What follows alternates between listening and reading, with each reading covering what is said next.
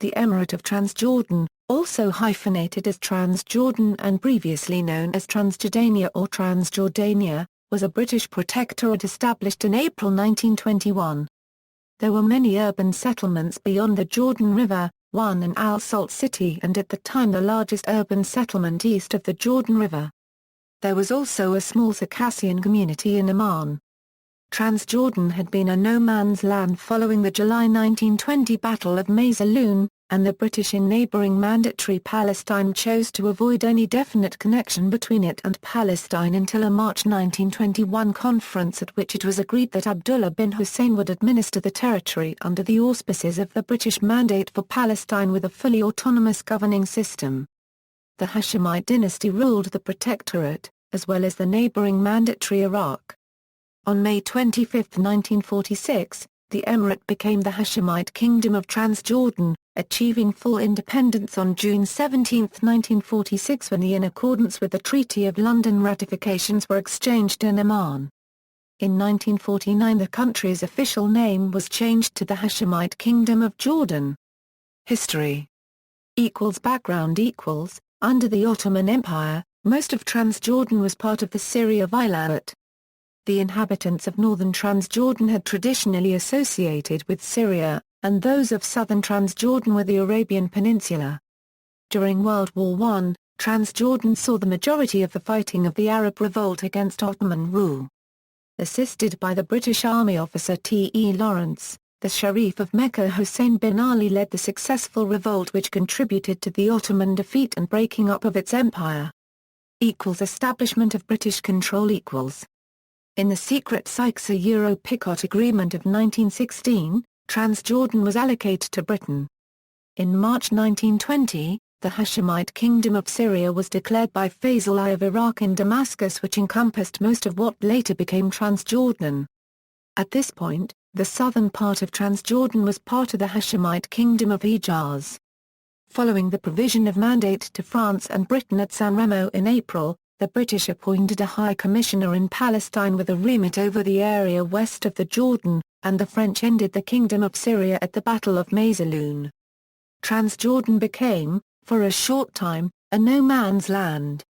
In August 1920, Sir Herbert Samuel's request to extend the frontier of British territory beyond the River Jordan and to bring Transjordan under his administrative control was rejected. The British Foreign Secretary, Lord Curzon, proposed instead that British influence in Transjordan should be advanced by sending a few political officers, without military escort, to encourage self-government and give advice to local leaders in the territory. Following Curzon's instructions, Samuel set up a meeting with Transjordanian leaders where he presented British plans for the territory. The local leaders were reassured that Transjordan would not come under Palestinian administration and that there would be no disarmament or conscription. Samuel's terms were accepted. He returned to Jerusalem, leaving Captain Alec Kirkbride as the British representative east of the Jordan until the arrival on November 21, 1920 of Abdullah, the brother of recently deposed King Faisal, who marched into Amman at the head of an army of 300 men. Without facing opposition, Abdullah and his army had effectively occupied most of Transjordan by March 1921. In early 1921, prior to the convening of the Cairo Conference, the Middle East Department of the Colonial Office set out the situation as follows. Distinction to be drawn between Palestine and Transjordan under the Mandate. His Majesty's government are responsible under the terms of the Mandate for establishing in Palestine a national home for the Jewish people. They are also pledged by the assurances given to the Sheriff of Mecca in 1915 to recognize and support the independence of the Arabs in those portions of the Vilayet of Damascus in which they are free to act without detriment to French interests. The western boundary of the Turkish Vilayet of Damascus before the war was the River Jordan. Palestine and Transjordan do not, therefore, stand upon quite the same footing. At the same time, the two areas are economically interdependent, and their development must be considered as a single problem. Further, His Majesty's government have been entrusted with the mandate for Palestine. If they wish to assert their claim to Transjordan and to avoid raising with other powers the legal status of that area, they can only do so by proceeding upon the assumption that Transjordan forms part of the area covered by the Palestine Mandate. In default of this assumption, Transjordan would be left, under Article 132 of the Treaty of Zavras, to the disposal of the principal Allied powers. Some means must be found of giving effect in Transjordan to the terms of the mandate consistently with recognition and support of the independence of the Arabs. The Cairo Conference of March 1921 was convened by Winston Churchill, then Britain's colonial secretary. With the mandates of Palestine and Iraq awarded to Britain, Churchill wished to consult with Middle East experts.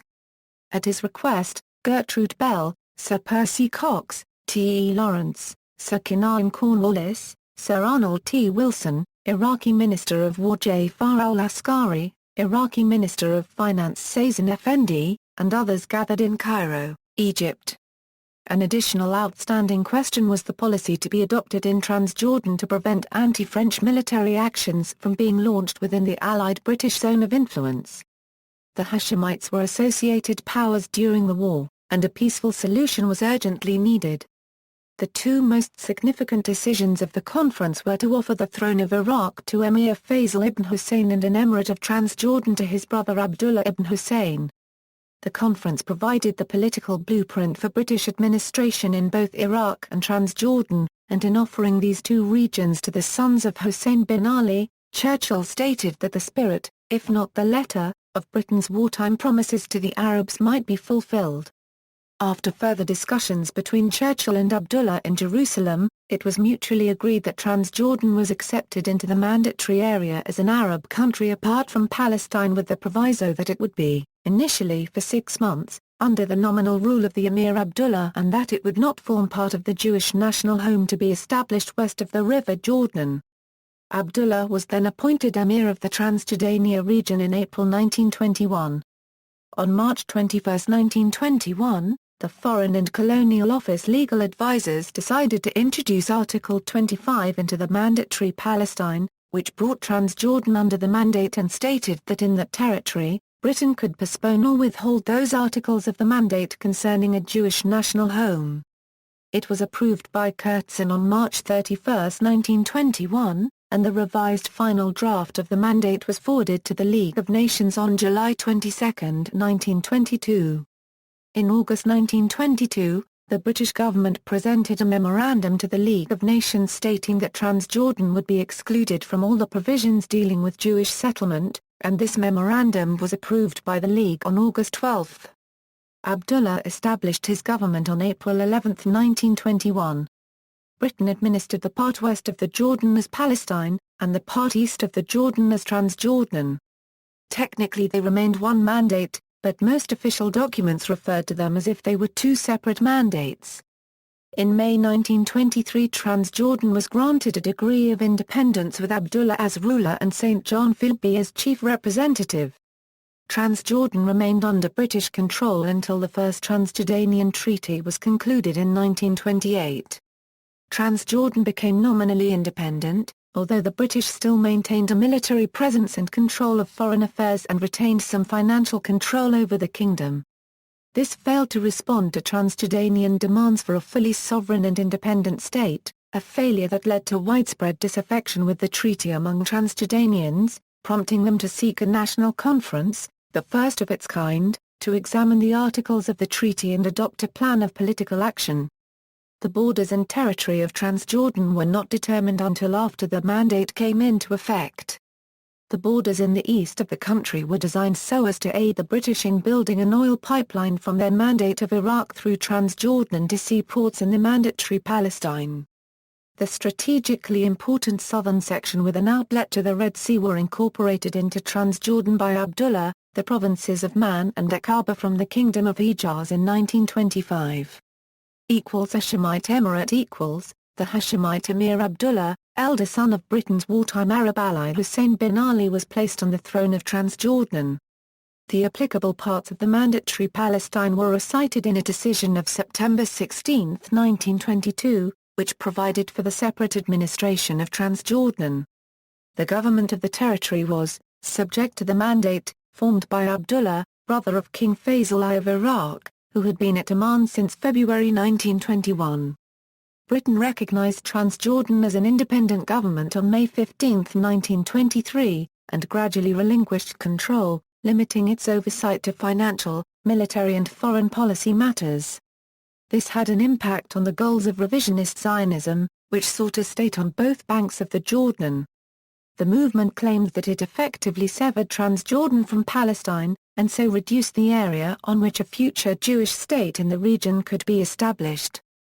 The most serious threats to Abdullah's position in Transjordan were repeated Wahhabi incursions by the Ikhwan tribesmen from Najd in modern Saudi Arabia into southern parts of his territory. The emir was powerless to repel those raids by himself, and had to appeal for help to the British, who maintained a military base with a small air force at Marka, close to Amman. The British military force was the primary obstacle against the Ikhwan between 1922–1924, and was also utilised to help Abdullah with the suppression of local rebellions at Qura, and later by Sultan Adwan, in 1921 and 1923 respectively. Independence and establishment of Hashemite Kingdom on January 17, 1946, Ernest Bevin, the British Foreign Secretary, announced in a speech at the General Assembly of the United Nations, that the British government intended to take steps in the near future to establish Transjordan as a fully independent and sovereign state. The Treaty of London was signed by the British government and the Emir of Transjordan on March 22, 1946 as a mechanism to recognise the full independence of Transjordan upon ratification by both countries' parliaments. Transjordan's impending independence was recognized on April 18, 1946 by the League of Nations during the last meeting of that organization. On May 25, 1946 the Transjordan became the Hashemite Kingdom of Transjordan, when the ruling emir was redesignated as king by the Parliament of Transjordan on the day it ratified the Treaty of London. May 25 is still celebrated as Independence Day in Jordan, although officially the mandate for Transjordan ended on June 17, 1946, when in accordance with the Treaty of London the ratifications were exchanged in Amman and Transjordan gained full independence. In 1949 the country's official name was changed to the Hashemite Kingdom of Jordan. When King Abdullah applied for membership in the newly formed United Nations, his request was vetoed by the Soviet Union, citing that the nation was not fully independent of British control. This resulted in another treaty in March 1948 with Britain in which all restrictions on sovereignty were removed.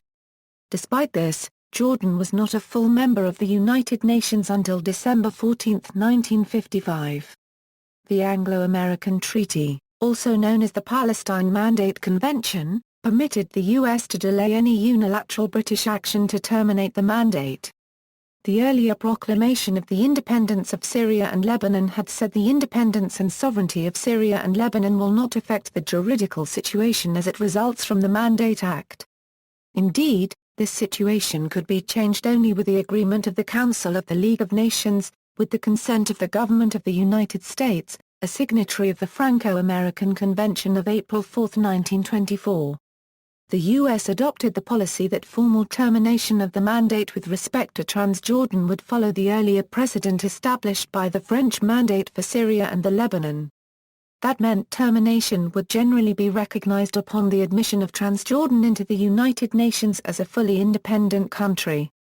Members of the U.S. Congress introduced resolutions demanding that the U.S. representative to the United Nations be instructed to seek postponement of any international determination of the status of Transjordan until the future status of Palestine as a whole was determined.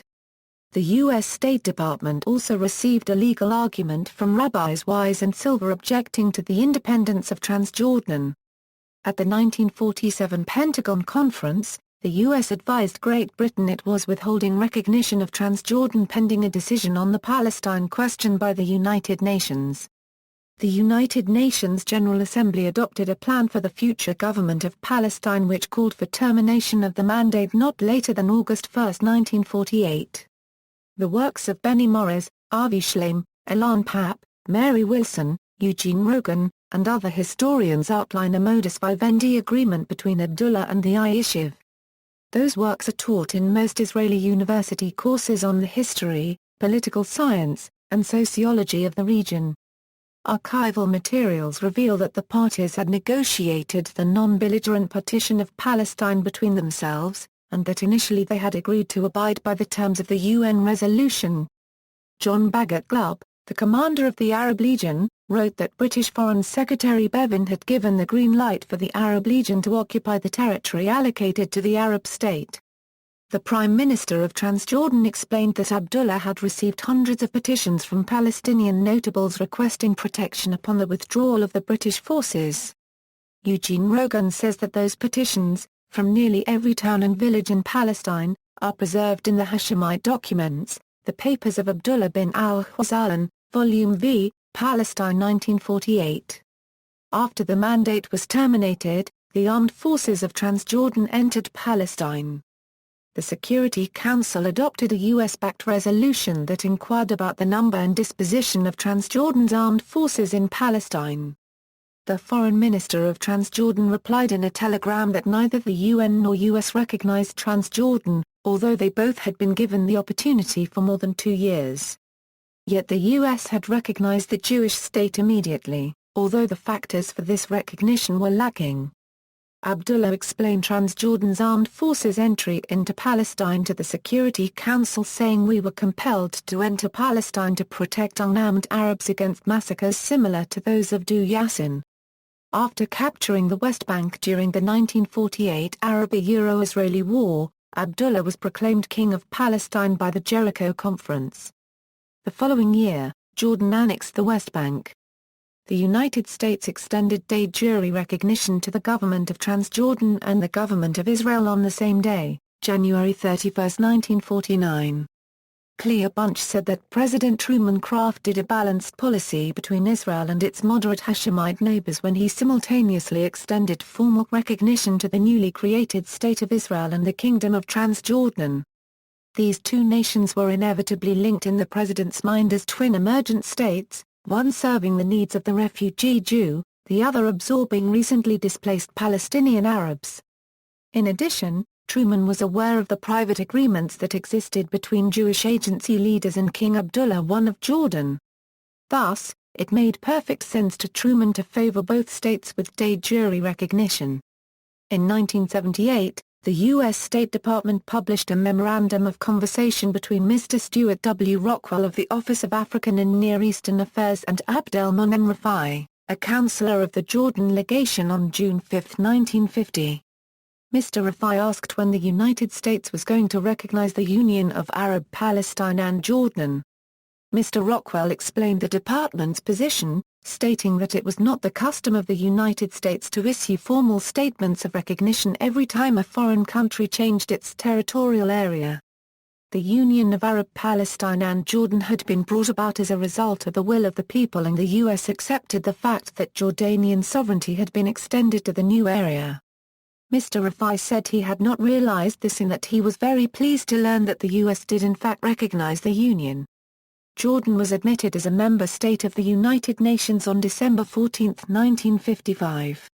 Status of Transjordan. According to the U.S. State Department Digest of International Law, the status of the mandate was not altered by the agreement between the United Kingdom and the Emirate concluded on February 20, 1928, which recognized the existence of an independent government in Transjordan and defined and limited its powers. The ratifications were exchanged on October 31, 1929. In 1937, the U.S. Consul General at Jerusalem reported to the State Department that the Mufti refused the principle of partition and declined to consider it. The consul said the Emir Abdullah urged acceptance on the ground that realities must be faced, but wanted modification of the proposed boundaries and Arab administrations in the neutral enclave.